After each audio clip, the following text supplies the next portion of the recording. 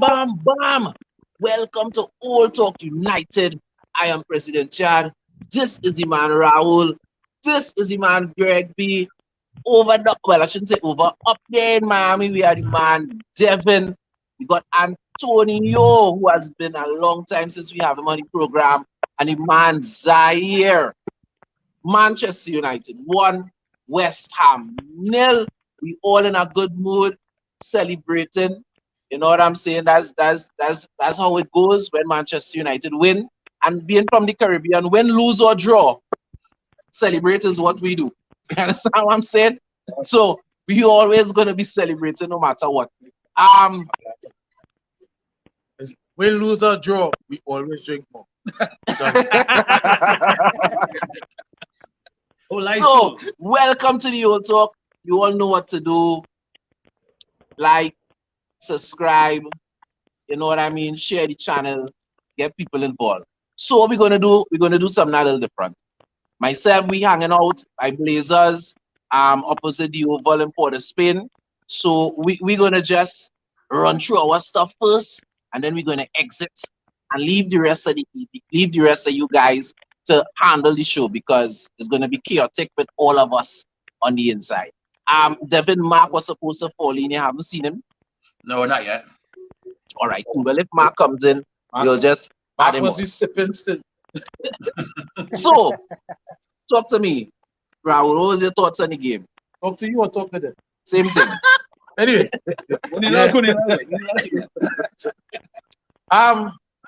Hard fought game. We still missing that clinical, I want to say clinicalness to make it a real Trinbagonian word. We're missing that clinicalness in and around the 18-yard box. You've seen the progress, you've seen the effort, but for me, you're just missing that. And that still gives teams the opportunities to stay in the game and also possibly grab a point, which is going to lead me across the fact that I am very pleased to see how our defensive structure is now becoming a wall once again. Now, fair enough, West Ham had opportunities, they had their shots, but here what? Thank God that our improving stalwart is in form. So all I say about that is, Luis Enrique, HYMC, have yourself a Merry Christmas. We thank you. We thank you, because he's going to work even harder, which is going to fortify protecting our net going forward in this season, so that we can now beat people. Continue to beat people, I should say. Because as I told people, watch out, because United, once Ten Hag continues to work how he's working, and these guys continue to buy in and work hard, and that starts to gel and men get clinical, watch me. People dead. For sure, another clean sheet from Manchester United. I mean, you cannot be upset when we keep in clean sheets. Yes, we would like to score more. I think we would all agree with that. But we can't be vexed when we keep in clean sheets. Talk to me, Greg B. Talk to the people. Talk to the people. Well, I have to kind of share Raul's sentiments a bit. I mean, that lack of a killer instinct is something that could come back to haunt us in a way. I'm glad we're able to score. Thursday, we need 2 clear goals on Sociedad. We need 2 clear goals on Sociedad. True. So hopefully the strikers find some form and we get those 2 goals that we desperately need. All I can say is that I know a lot of people had their skepticisms about our backline because a certain somebody had returned to the forefront. I'm not going to call names. See, that call going around here, dread. But to be fair to the man, I mean, he performed very good. He performed admirable, and I think that deserves a bit of credit in that regard. So, but of course, the outstanding performer today has to go down to David De Gea, because another masterclass performance, and it was the proverbial middle finger to Luis Enrique and the Spanish FA, as Raul rightly said. And I have to say congratulations to Marcus Rashford, 100 goals officially as a Manchester United player, and also congratulations to the academy, because for 85 consecutive years we have officially had an academy player in our first team. So tradition is being kept. Ten Hag understands the tradition and respects it, and he's seeing that. You know, the old saying goes, if they're good enough, they're old enough. So 3 points, we're above Chelsea. I'll talk to game in Monday morning. Greg, Right. it We seems you above took all of my Chelsea, we above Liverpool. Go ahead, Evan. it seems that Greg B took all my talking points off that game just now. So Oh wow, I'm sorry, I didn't see your notes, Devin. My bad. yeah, no problem. No worries, no worries. So we have a couple surprises on my side before we log off. The first one is Lady herself, Warrior Princess, aka Dixie. AKA La Profesora. Hello, everybody. Glory. Hi, Dixie. So Hi, talk to me. Dixie. What were your thoughts on the game today? Well, to be honest, David De Gea, one person, I think he stayed best today. Props to Marcus Rashford, 100 goals, a milestone for any striker. And as usual, Martinez, Solid. Ericsson with the sublime cross to Marcus. Solid. Really, it was pinpoint perfection. And I must say, beginning of the season, I had some doubts about that. But the young man has stepped into his own, and I really like his performance. Some solid performance. Definitely. Before we exit, what do you think about Thursday? Yeah. I would like to see our young man start to Garnacho? You want to see Garnacho start? Yes, I do. He had a Correct. very, very solid game. He was the star of the show. I would like to see him start. Should football and Thursday, I would like a Rashford goal again, please. Please and thanks. I went to church today, so yeah, I'm praying for a lot of stuff. All right, people.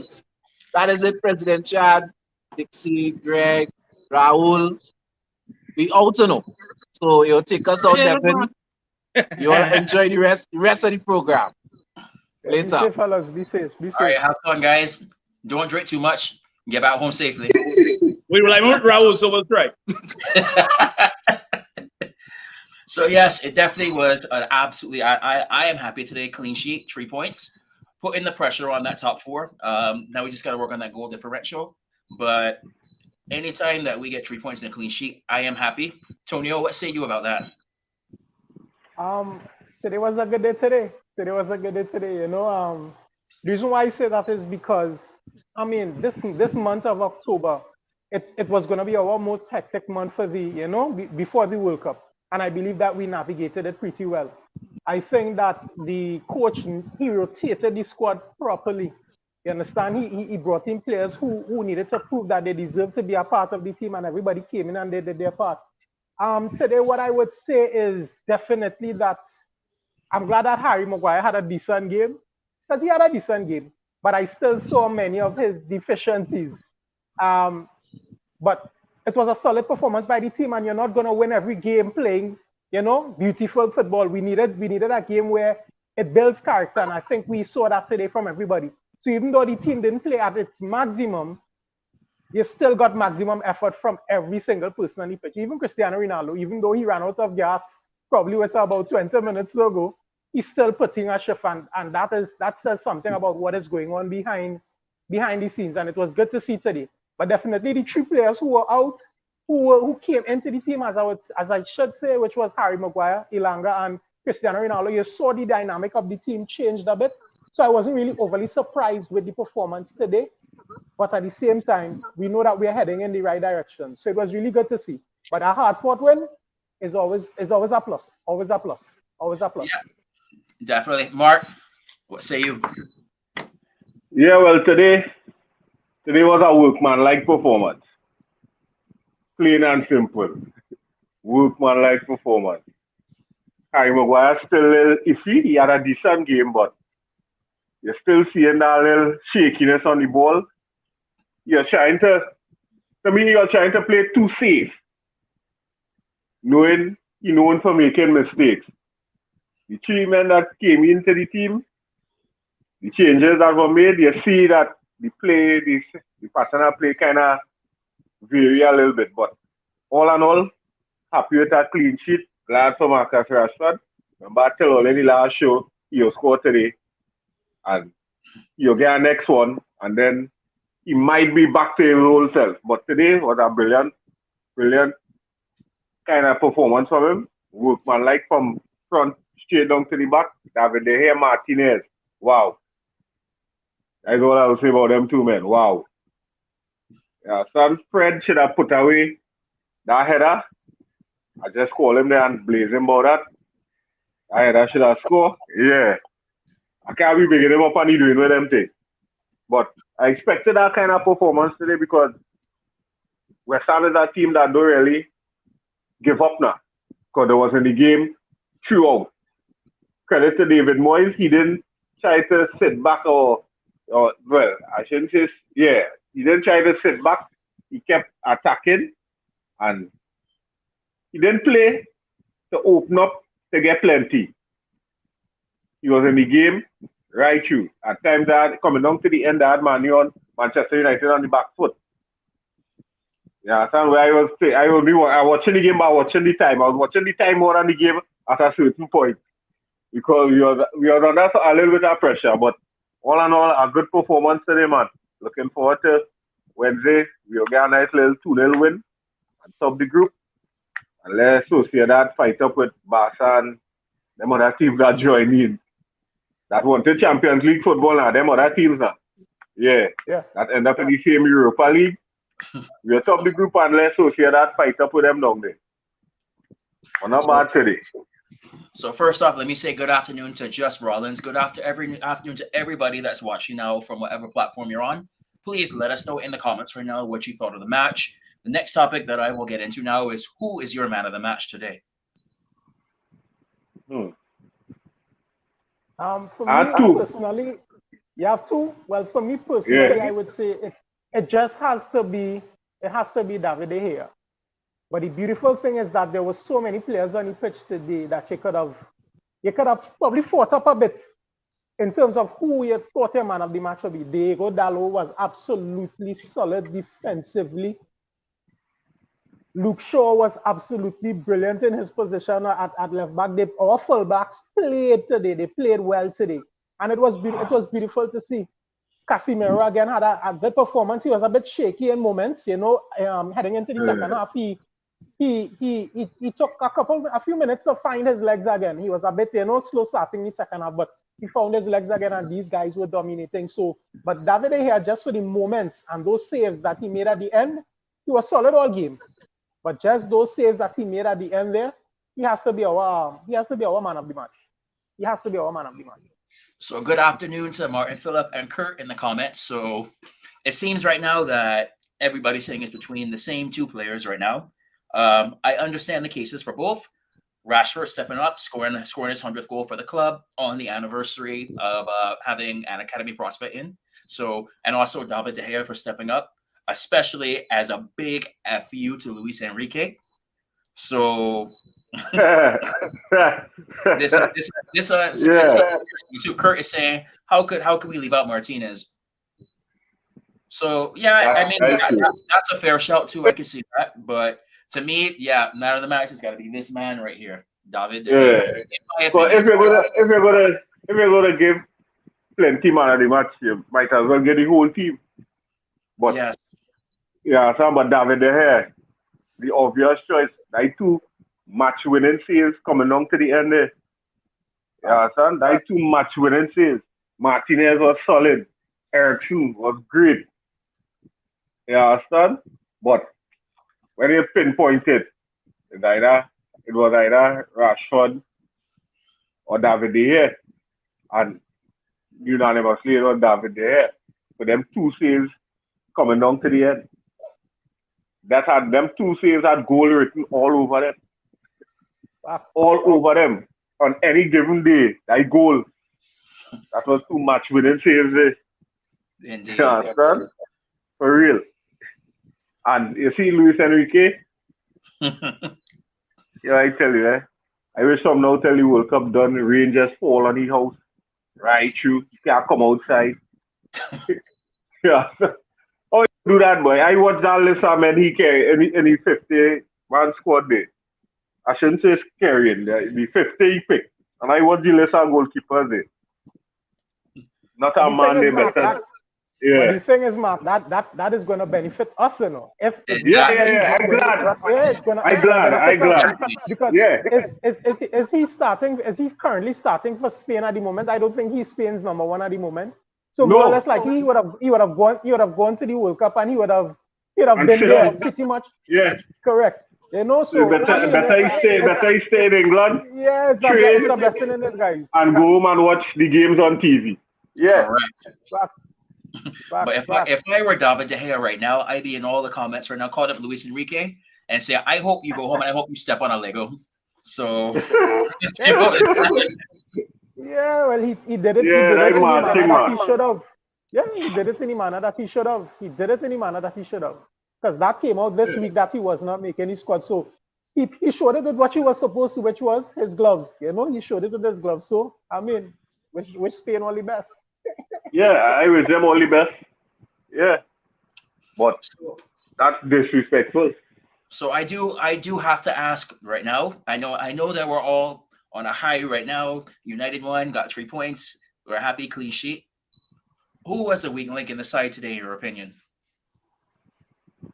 Um, I said I was going to speak on this today, and for me, it was still Harry Maguire. It was not just him, but it was still Harry Maguire. It was also, I would say, Cristiano Ronaldo and Anthony Elanga. Now, mind you, there were a lot of misplaced passes in the midfield also. So Ericsson and Casemiro still had to take a better stick because they were a bit loose at Yeah. times. But definitely, Yeah. the flow of they were the weak links because I would say this. After 2 minutes, I saw Harry Maguire take a position so high up the field that it automatically left us loose in behind. And it's almost like he doesn't understand when to hold and when to And go. when And we to go. Yeah. we automatically became under pressure. So that's why I said I still saw the deficiencies in his game. Victor Lindelof came in when Varane was injured, and I didn't feel a knot in my stomach. We have not been feeling knots in our stomach once we have Varane and Martinez in the back, have we? We have not. Lindelof has come in also, and we still have not been feeling nuts in our stomach. But as soon as Harry Maguire comes into that team, you automatically feel uneasy. You're not saying he's the worst defender, but you automatically feel uneasy because, Yeah. as you said earlier, Mark, I think he plays too safe, and he plays too safe because Yeah. it's almost like he doesn't trust or he knows the levels of his technical ability. So I saw him take a turn back to David De Gea and still had to take 2 touches just to pass the ball back to David De Gea, and it was like, come on, that's I a thought one his touch Alun pass. saw that. You know, it's a one touch I pass. tell So myself his Alun saw that. That correct. So he's Harry, too Harry shaky. still correct. He showed why he should be coming off the bench definitely. He looked okay, but he did not look. I wouldn't say he looked solid, or the word is actually safe. For me, Cristiano Ronaldo, he actually played well for, I would say, the first 45 minutes. I think as he lost energy, you saw where we started to become a bit the pressing on top kind of went away. Anthony Elanga doesn't seem to be taking the coaching of Eric Ten Hag too well because if I were Benny McCarthy, you know those torture movies long time they would strap it into a seat and put something on for you to watch over and over and over. I would Yeah. actually be doing that to Anthony Elanga. Let him see finishing from Benzema, Cristiano Ronaldo. Just replay this for 2 days. Have him there like in a torture chamber, just seeing these things because he has to learn how to finish in critical moments. I think that's the part of his game that he needs to really, really Yep. work on. But the front three, the dynamic wasn't there. Our style of play wasn't there that we saw for the last probably 4 or 5 games. But as I said, it was still positive because it showed the subs can come off the bench and still do a job, which is what they did today. They showed character today. So I saw it as positives all around. But they Yeah. were my men who were probably a bit, I could be a bit overly critical of today. Yeah.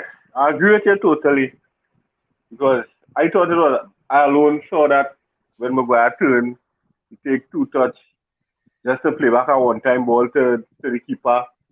And it had Exactly. one where on the sideline he take down one and it kind of bubble up and he had to fight up to just kind of toe poke it man. And West Ham started to target it. They Of started to course. press him. Every time he get the ball, a man was running at it. And normally, when Harry Maguire on his game, I will give him that. He's spraying long passes, playing ball into men into the midfield. And today it was like he getting opportunities to play ball into men. I saw him do it more about twice. And he turning back and going wide, as I say, trying to play safe. The fall on top of the box, when the man fall long, you see it on his face like, oh God, not a penalty, not a free kick. You see it on his face, he's not comfortable.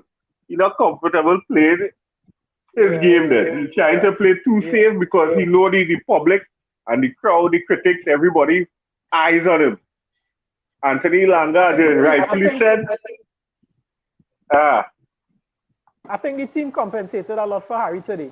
I think it was clear to see that the team itself knows his deficiencies also, and they were trying to play to help. I mean, to help him, it almost looked like that. And when you have that, it takes away from the team because it's almost like you can't trust that person to do the job that they're supposed to do. So once I have to do a part of your job, it takes away from what I know how to supposed to do. Yeah. And so, Ilanga, but I mean, he was decent today. He was decent. And Anthony Langa, he needs to really mature into the position he played and learn to finish. Because today, that part of the game, I forget he was on the field. He went missing. Yeah, he can't go missing that time. Yeah, he went missing that time today. But as I say, he needs to just sit down and watch keeps on finishing. Yeah. Over and over. Go to the training park and practice it over and over. Yeah, son. But you see, he's not ready to be in my book. He could start, yes, but not regularly. Yeah, son. I find he ain't ready to be a total first choice. Yeah. Team sheet, Ilanga and anybody else. The thing is, he takes up a lot of good positions in the final third. He takes up a lot of good positions in the final third. His problem is just when he is in those moments, he what can't to finish. do? His finishing always lets him down. So as I said, Benny McCarthy is there, and they should be working on that with him, showing him a level of calmness even when you're in those positions to be able to say, take your time, know what you want to do, learn how to execute. But you can tell like he's still a bit anxious in those moments, and it results in what we he's got a rush of blood in them moments. And Christy getting down in age, because normally that header from the cross from Luke Shaw, he was getting up with that. He was getting up. Yeah. But first 45, great. About 10 minutes into the second half, great. And then started to get a little winded. And he started to fade away a little bit. Well, that's expected. The amount of years and the amount of games he played, that's expected. So you have to know now, I can't go full 90, full 100 anymore. You understand? And he had to pick his spot, pick his timing, and when he get them, put them away. So when he do come off, he can know, all right, I come off with 2 in the bag, or 3 in the bag, or 1 in the bag. So he kind of trying to force it too much now. You understand? The legs is not what they used to be. Yeah. So good afternoon to the man, Robert Wallace. He's saying that we missed attacking options today from the bench. I really, I can't disagree with that. It just shows in the January window that we need to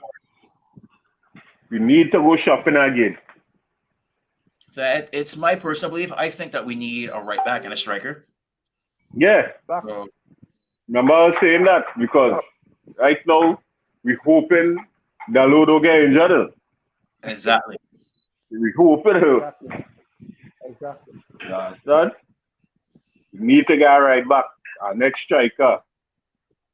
Yeah, I think those are the two main positions that are priority within the team at the moment, definitely, because as I can see, you can see where the improvements have been in the team, and we have not been able to strengthen in that area aside from bringing in Anthony, but a natural goal scorer we are yet to have, and I can't wait to see when the coach actually gets that, because I can see you are seeing how the football is progressing. You're seeing where we're having moments where we should be scoring and we're not putting it away because we don't have the player that is there who is naturally inclined to doing that. So Yeah, and natural number 9. Yeah, I could only see us Missing getting better, that.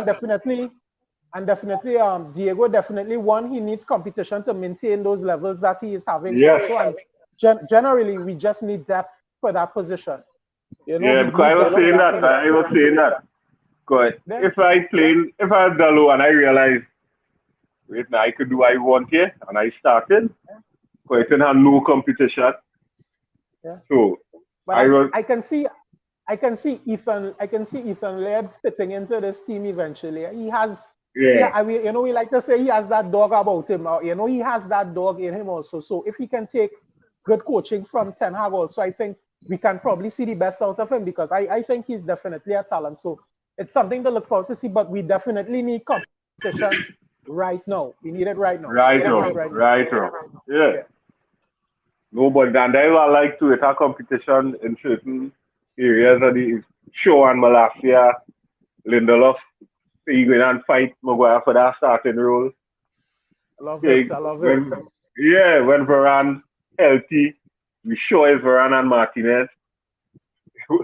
Once Varane stay healthy, the midfield, Scott McTominay and my boyfriend, understanding the role. The other come from the bench. Yeah, they understanding the role. Fortunate that against Aston Villa, Bruno pick up that yellow card today, so he can be out. It might sound like a bad thing, but what it's going to show us also is that we can mix it up as a team. We can mix it up as a team because definitely we're going to be seeing probably two holding midfielders with Ericsson playing in Bruno's position. Playing in Bruno's position. So it's good that we can have a bit of variation to know that even if somebody's out, we can adjust. You know, we can adjust. So Kurt, before we move on to our next topic, now Kurt brings up a good question right here. Fellas, what are your views in buying Tammy Abraham if we don't get Gapco? I can see him and Rashford forming a partnership, and we go back to a classic 4-4-2.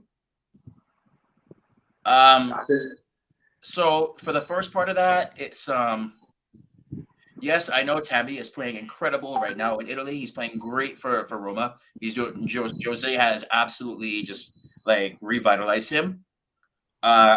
It's would he take that same form back to England now? Especially when you come to under the scrutiny of Manchester United. So, because I know we've seen players go to Italy and come back and do and play well after a first stint in the Premier League. Mo Salah, I'm looking at you. So it gamble there. For the second part of it now with the 4-4-2, I just don't know if the 4-4-2 works that well in the modern game. So I mean, would you play it as like a 4-4-2 diamond like that? That's where I get kind of confused with that one. So I just don't know if it would work. But as far as a backup, if we don't get Gapco, that Tammy Abraham is not a bad idea. Well, so my problem would be obviously the English tax. Yeah. So it's not a bad idea, but sometimes a player might come back. Yeah, sometimes a player might come back to England and go back into the same slump he was in before he left England. Because he's doing very well out there with Roma. For me, what I would say is I'm a fan of Tammy Abraham. I am a fan of Tammy Abraham. But whether or not he's right for Manchester United, I don't think that he is. I think there are players who are better suited to how it is Eric Ten Hag. There's another striker in Italy that I would go after if. Who's that, Devin? Tell me. Mr. Napoli himself right now. Osimhen? Yes. He's gonna. He ideally, I think he's a beast, and I think he would fit into exactly what we're planning to do. The price tag, I believe, is going to be absolutely ridiculous, and the hard part about it is I don't see us shelling out because definitely Napoli are going to come asking for 100 plus. in the summer, and I don't really see us spending another 100 million on one player next summer. One player. I don't think I don't think it's the right thing to do. So as much as I think he suits us, I think Gakpo, in terms of the price tag and what I have seen of him, I think he's gonna come in and do exactly what Eric Ten Hag wants him to do, because he's aggressive. He holds up the ball. He can play across the front three. He's very intelligent on the ball, and I mean, he's showing again that he's been having a decent season thus far, both internationally and in the Eredivisie. And the funny thing about it also is that the teams who were close to getting him, which were, I think, Leeds and was it Southampton? Leeds and Southampton in the transfer window. I don't think they're no longer in contention for him. You know why? Because teams of a higher level have now begun to look at Cody. And I think they're going to be priced out of it. So I think because we didn't purchase him then, it's going to cost us a little bit more. But I definitely think that he is the man. He is the man. Yeah. He is the man. I want to highlight this comment from Big Phil. Shout out Big Phil. What's going on? Gakpo won't come to us in January, so we'll be cup tied for Europa. So that's a good point as well. A good shout will be Ivan Toney or even Jonathan David. So yeah, I like Ivan Toney as well. He's been leading the line great for Brentford, and he's been somebody that's been pushing for a late inclusion to Gareth Southgate's side. Yeah, I like that name. Again, it's the same issue that I had with Tammy Abraham, the English tax. Okay. You know, Brentford in the middle of the season, they're not going to let their main man go for cheap, especially to somebody that's a contender. So that would be my biggest doubt about that. The price tag going to be very high. Yeah, I think he will cost more than Gakpo also. I definitely think he will cost more than especially after they lost Eriksen to us on a free. Yeah. Correct. And for me, Gakpo is just the better player. I think he's technically better than Ivan Toney, but I am also a fan of Ivan Toney. Then again, Big Phil's comment, the cup tie thing for Europa is a. You see, sometimes as a Manchester United fan, just as a club, we need to have what we call vision or foresight. You know, think about how much Gakpo is going to cost us in the summer, rather than even if we buy him for January and he can't play in the Europa League. You know, think about that. Tottenham bought a player for next season. We have to start thinking like that. He can come and play in the other games, the league games and so forth, so he can still give us a push in the league. And we can probably try to manage without him in the Europa. But we have to have the foresight to think financially he's going to cost us more in the summer than he would in January. So I would still make the move. If this is a player that we want to have in our long-term plans, we need to start thinking like that as a club, not just for the now, but what we want for the club later on. You know, patience. Yeah. Because these clubs, for the time summer roll around, the last time going high. Of course. They're going after it. Yeah. The price tag going to be high. Mr. Napoli, he's going to cost plenty. Gakpo, now that plenty people was ironing him, his price tag going to go up. Ivan Toney, once he make that World Cup squad, and as you say, they done lost Eriksen to us on a free. Them going and try to cash in on what they could get for Ivan Toney if we decide to go after it. And I don't blame them. As I was saying early with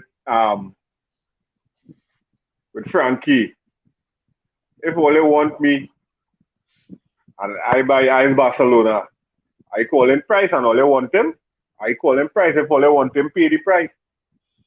You understand? So you can't get vexed with clubs for calling big money for the star players. If you really want them, go after them. And mind you, some of the prices will absolutely ridiculous, but can't vex with them. It's our business at the end of the day. You understand? So Big Phil seems very adamant on his point.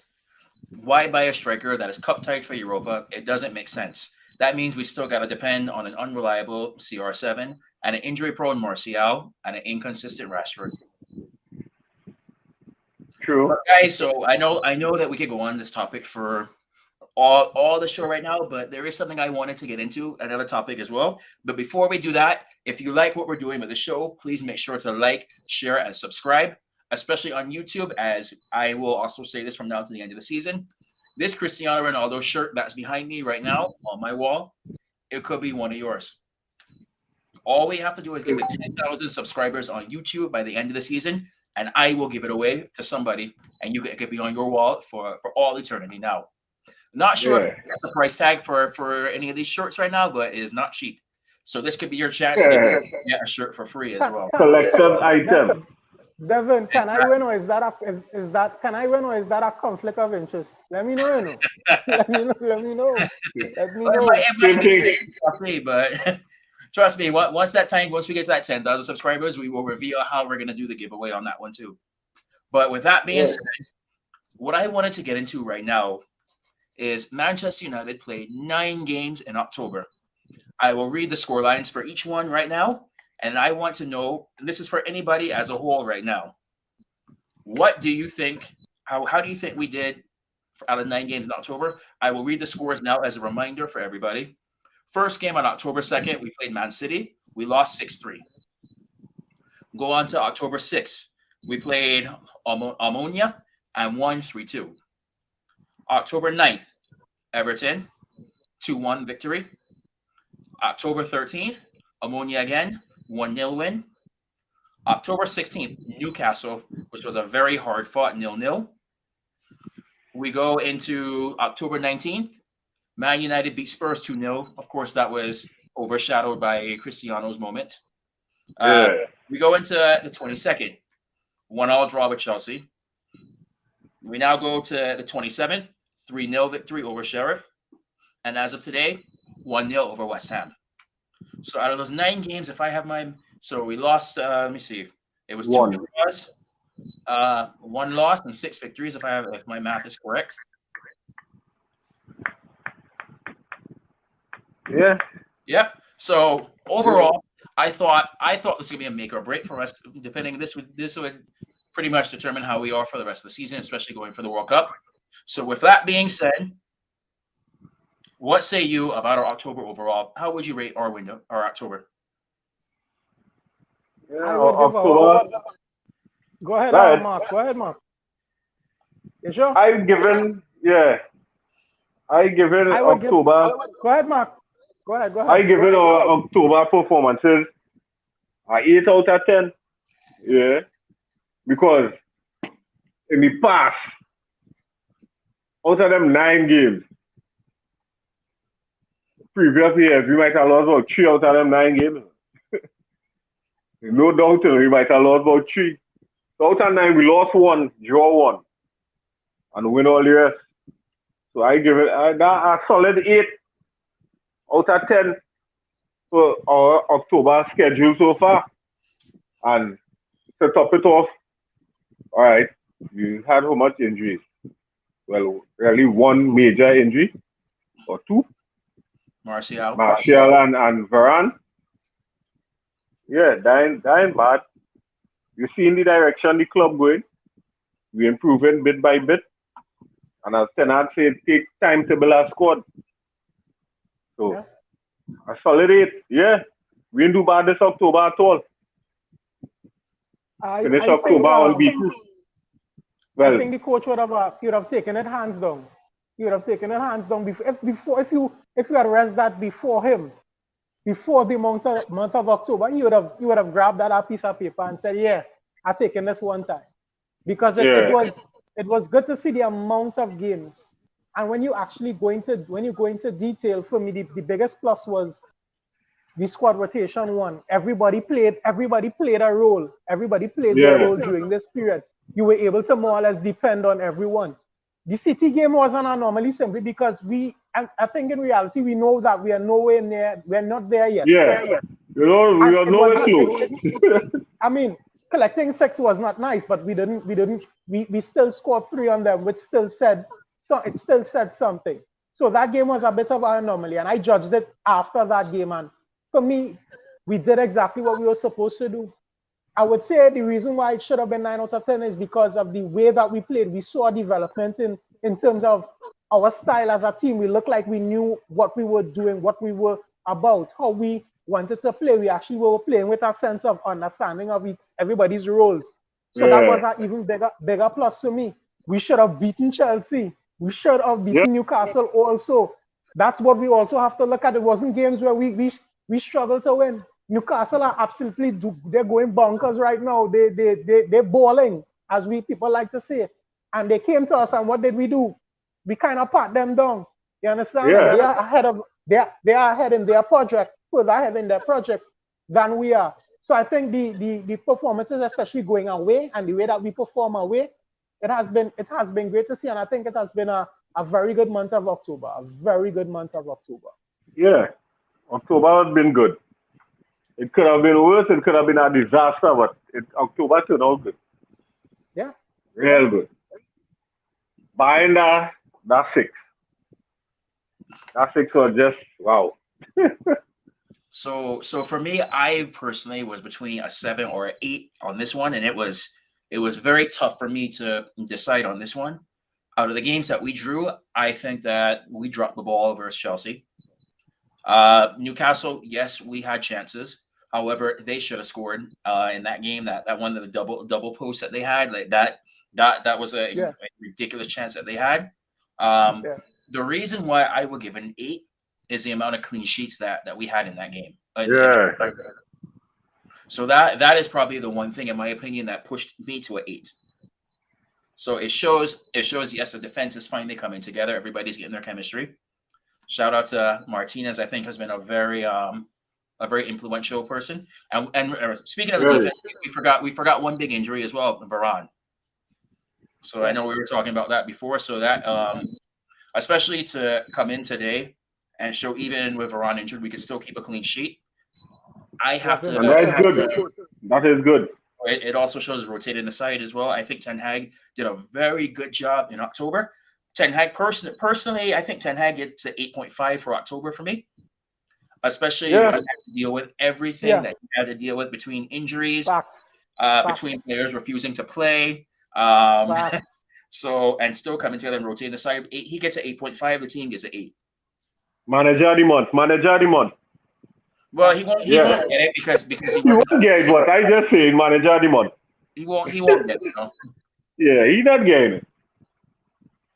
Son, he not getting it. But in my book, manager of the month, having to deal with all the antics he had to deal with in this month of October. Yeah. I ain't bad at all. Can't complain about that. And fair enough for them clean sheets, because normally a defender go out and the next one come in with a CD, the drop in performance, the miscommunication, all that. But today you didn't see that. You didn't see it today at all. It's interesting Mr. Martin up here with this comment here, especially as a City fan saying this. I guess Pep is finally, with his comments, is making City fans realize United is coming big. For a developing team, this team's performance is great. I hope in January they can get some more pieces. Yeah. Yes, Kurt. You see my Sunday old top mug right here. I think something that's not being mentioned enough is the fact that we are seeing development in players who are already here. Players who are already here. We are seeing what is going on with Luke Shaw. I am. Listen to me. If Luke Shaw was sitting in front of me right now, I would probably hit him a million and one middle fingers, because it's like, look at how you can play. No, I would be pissed, but in a good way, because I've consistently been critical of not his abilities, but how much he gives during games. I have always said that it doesn't seem like Luke is ever giving 100%. He might give you 80, you get 85, but it never looks like he's giving 100. The Luke Shaw that I've seen over the last couple of games, this man is running, he's challenging, he's pressing, he's overlapping. Who are you? You understand? All of a sudden, why Slim Shaw. Exactly. And he's gonna get less injuries because of his. He's gonna get less injuries now because of the way that he has his body right now is almost as if he's playing at his optimal size. So he may get less muscle injuries, and it's beautiful to see. But why does your position have to be under threat in order to get this from you? That's my only issue with him. We've seen the same thing. Also, go ahead, Armand. It's the same thing with him when before Tellers came. Correct. Yeah, when Tellers came, he turned into Shawberto Carlos. Shawberto, yeah. And he's heading back there now. He heading back there now. Yeah. You understand? Yeah. Look at he has to understand his ideal playing weight. And all them times he get injured, he wasn't his ideal playing weight. Now he's slim, sure moving. He moving, he's zipping up and down the park. So he had to understand that. Hey, when I overweight, I do play good. Yeah. Correct. Yeah. Look at how look how Dallo has look how he has come on just under having good coaching, and here how you know a player is being well coached. Dallo's deficiency was his defensive awareness. That was his main deficiency. His defensive awareness. Look at the Diego Dallo that you saw today. He was on the ball for all those far posts. He was getting there defensively strong.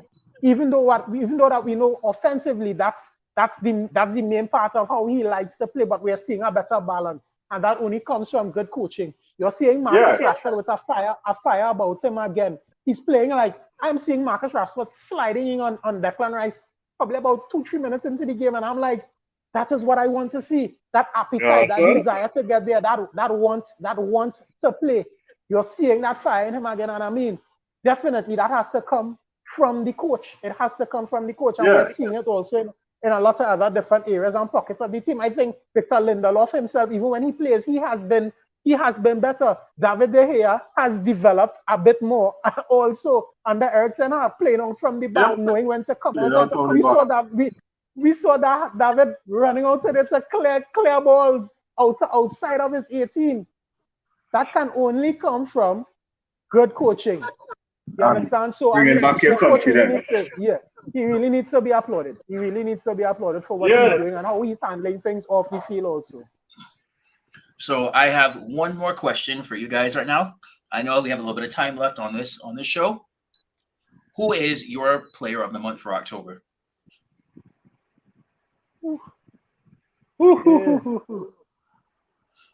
And this is open to anybody in the comments as well. So I have two that I cannot decide between. So I'm right there with you, Devin. I'm right there with it. But I think it has to be Casemiro.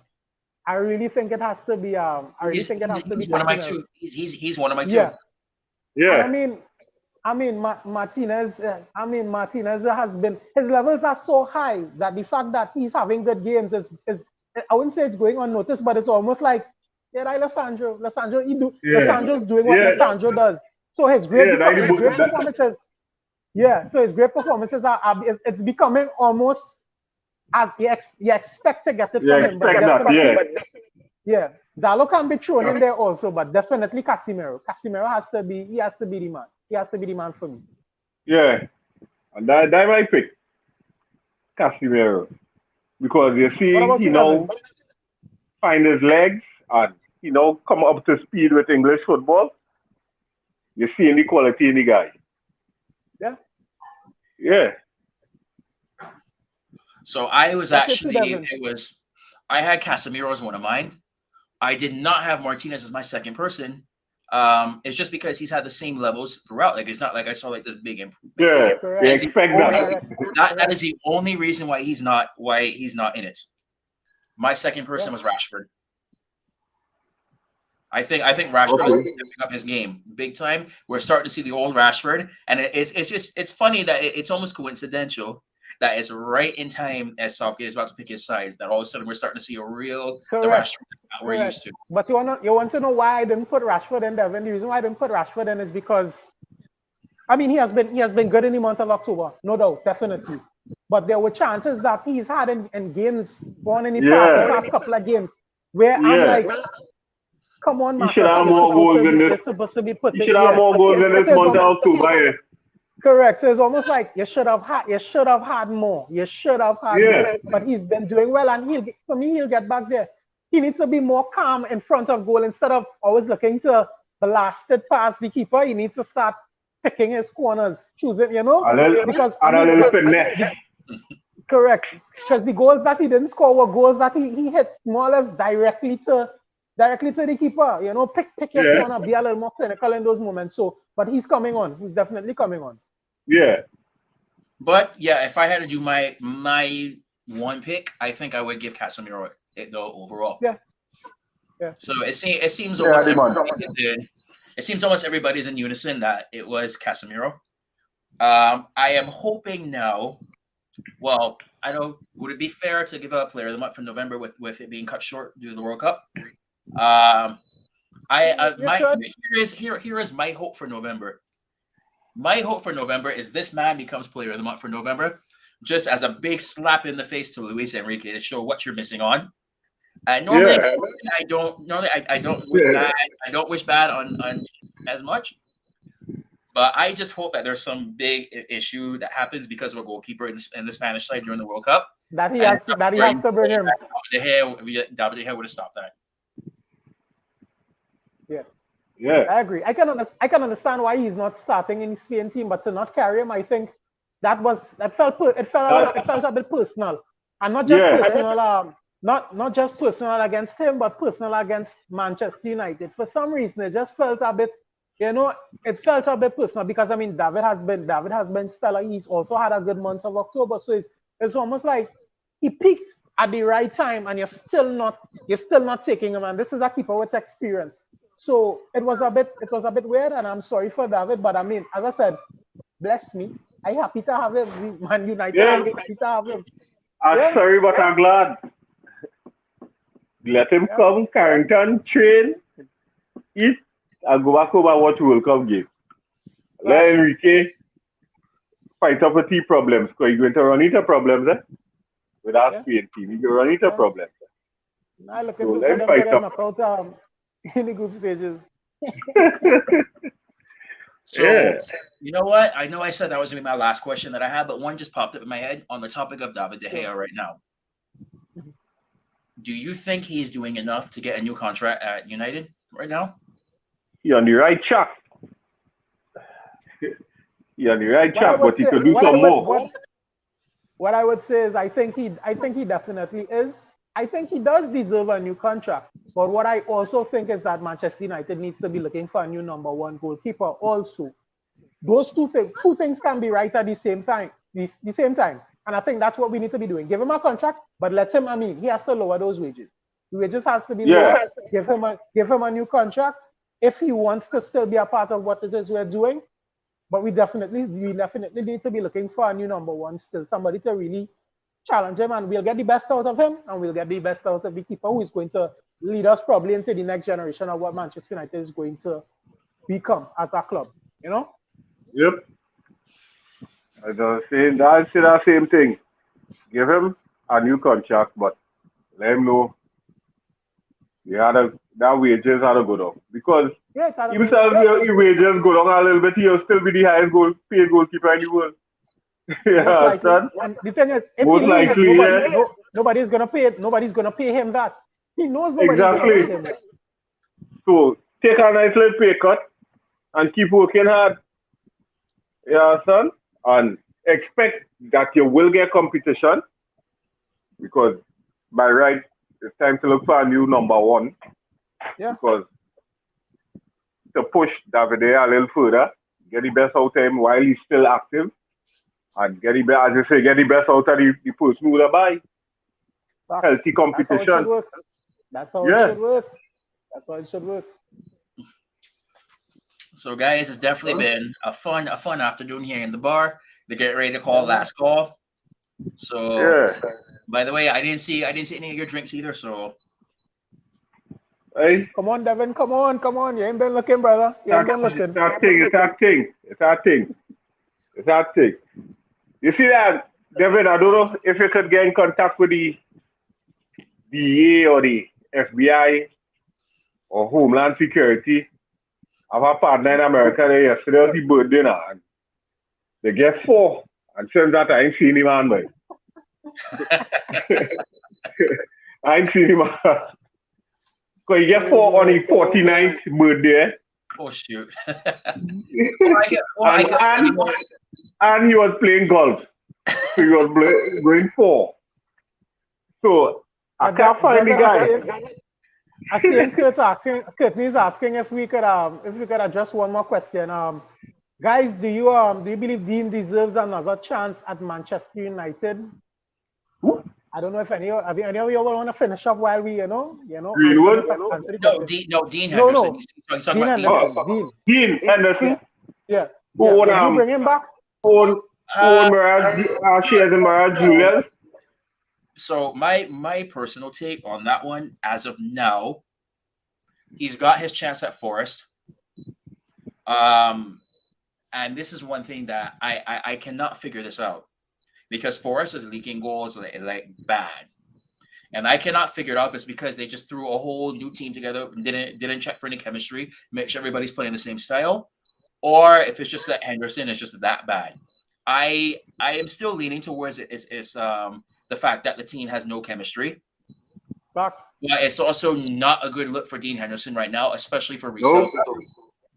Yeah. So my personal take, bring him back for the preseason, let him fight it out for the number 1 spot. And then also, while that's going on, also listen to any offers. And if you get a decent offer as of now, unless there's like an absolute certainty he's going to get the number 1 spot, if you get a decent offer, then thank you, Dean. But yeah, you got to move on. Yeah. So I don't know if it's not Nottingham Forest defense or he just out of form. I don't know. Because it's not a good look for him right now. Right now, as they say, bring him back in the preseason when the loan spell done. Bring him back. Let him fight up. And if we get a good offer for him, I hope Pancho ride into the sunset.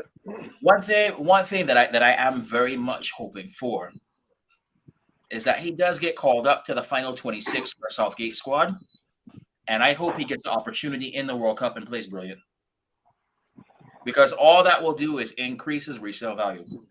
Yeah, it will do wonders for his confidence as well too. My opinion is I like Dean Henderson. I think that he had the right attitude to be a good Manchester United keeper. But when you look at the sum of all parts, I think what is going to happen is that he's going to come back in preseason. The coach is probably going to like him. But this is not, remember when we brought him back the last time, he was told by Ole, you're going to be my number 1. I want you to be my number 1. I wanted to challenge for that number 1 position. I don't think he's going to get as much assurances under Eric Ten Hag. Eric is going to basically come back and tell him, you're going to have to challenge, especially if that David continues with the way that he's been performing. He's definitely going to have to come back in and challenge for that number 1 spot. And I think ultimately he's going to be tired of that at this point, and he's going to probably prefer a move away. And I think that, if a good offer comes in for him, he definitely can leave. If somebody comes and said, 35 million for Dean Henderson, I mean, here you go. Here you go. You reinvest that elsewhere, because there's other talent out there. So it's for me, it's not a make or break. I would like to see him. I would love to see him coming back and challenging David De Gea, because I believe he has the ability to do it. He does the basics well. He understands the a lot of parts of the game that I felt David was lacking. But I definitely think that he's gonna be sold. I definitely think that he's gonna be sold. And I mean, once it's reinvested properly, I don't think we should have a problem. But I would. So guys, it's about that time. Last call has been called. Bar is shutting down. So any last words from, I will go with Mark first. Yeah, well, you see how the thing panning out. We had a good October. Like you finish off before the World Cup, like you finish off strong and come back after the World Cup and make a push for the top 3. I ain't saying win the league. Like you push for the top 3. See how close we could get if we could get into the top 3 and stay there. But all in all, things looking up, and just believe in Ten Hag and wait till he do it. and everything will be all right. Glory, glory, all the time. Tonio? What I would go back to say is that at the beginning of the season, I said it will take us about 3 to 4 months to see our best football, or you know what it is we're really trying to do under Eric Ten Hag, and I believe that's exactly what we're seeing at the moment. I would love to make top 4, obviously, and I definitely think that we can, but I'm more focused on the project and what it is the coach is actually trying to do. There are so many things happening off the field that he's handling it so well and not allowing to impact the football, and I think that he has the full support of the fans. I think he has the support of the team, and we're seeing a more unified United. So have patience, guys. I think we're going to, in the next, probably I would say, year and a half, we're going to be watching United and being completely amazed and remembering where we came from. So, well, glory, glory, Manchester United. Yeah. I'd like to say we Manchester United fans, we don't die, we multiply. So do you think, David? Do you think? So that's what Chad says. But remember, Chad's not hosting right now, it's me. Facts. So as we leave it goes, we keep that red flag flying high because Man United will never die. So I had a song to go out to for today. In honor of all the men at the bar and in honor of what I'm drinking right now, which is also probably the drink of the whole West Indies. Here's my song to go out to for today. Double M.